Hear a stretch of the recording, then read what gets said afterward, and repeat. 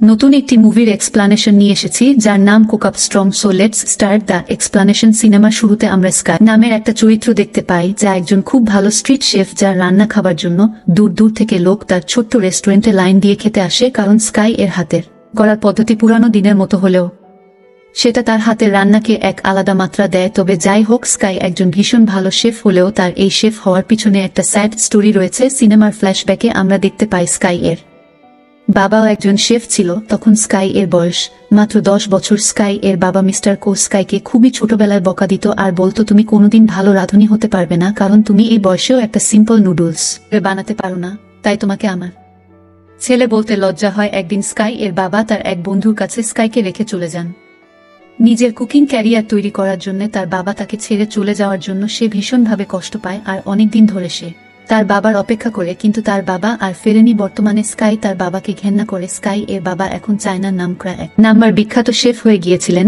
যিনি চায়নায় এখন god of cooking নামে পরিচিত। তবে আজও তিনি তার ছেলের কথা লুকিয়ে রেখেছেন।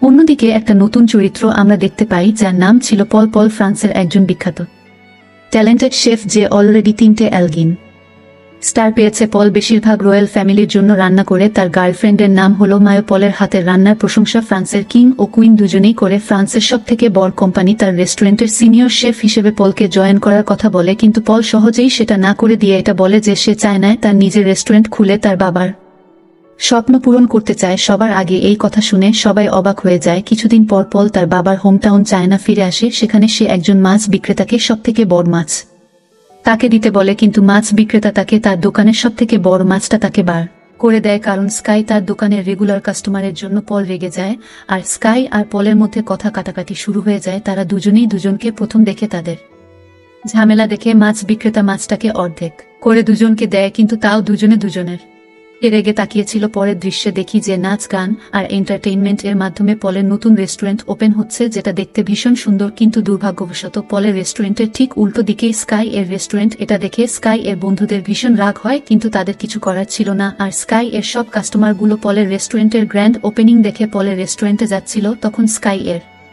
বন্ধুরা চিৎকার করে বলে, আজ সব খাবারে 5% ডিসকাউন্ট রয়েছে। এটা শুনে কাস্টমাররা স্কাই এর রেস্টুরেন্টে আসে। এর ফলে স্কাই এর বন্ধুদের সাথে পলের রেস্টুরেন্টের পার্টনারদের ঝামেলা লেগে যায় আর তারা সবাই পল আর স্কাই এর মধ্যে কম্পিটিশনের কথা বলে তাদের দুজনকে সামনে নিয়ে আসা হয়। দুজনে প্রথমে কম্পিটিশনের জন্য রাজি না হলেও একে অপরকে চিনতে পারার পর তারা কম্পিটিশনে রাজি হয়ে যায়। তাদের সামনে একটি মাছ রাখা হয় ফিশ কাটিং কম্পিটিশন করার জন্য, যেখানে পল ভীষণ ফাস্ট ভাবে তার নিজের স্টাইলে ফিশ কাটিং করে তার ভিতরে থাকা কাঁটাগুলোকে দারুণভাবে মাছ থেকে আলাদা করতে থাকে। এটা দেখে সবাই খুব ইমপ্রেস হয়। পল মাছটা স্কাই এর দিকে ছুড়ে দেয় আর স্কাই মাছটাকে কাট করতে থাকে, যেটা দেখে প্রথমে কেউ কিছু বুঝতে না পারলেও পরে তার ফেস কাটিং স্টাইল দেখে লোকে অবাক হয় আর সে মাছটা পলের দিকে ছুড়ে দেয়, কারণ স্কাই খুব সুন্দরভাবে মাছের স্কিনটা তার শরীর থেকে আলাদা করে দিয়েছিল। তাদের ট্যালেন্ট দেখে সেখানকার চেয়ারম্যান তাদেরকে ইন্টারন্যাশনাল শেফ কম্পিটিশনে যোগ দেওয়ার কথা বলে আর বলেন পাবলিক ভোটের মাধ্যমে সেরা শেফ বেছে নেওয়া হবে।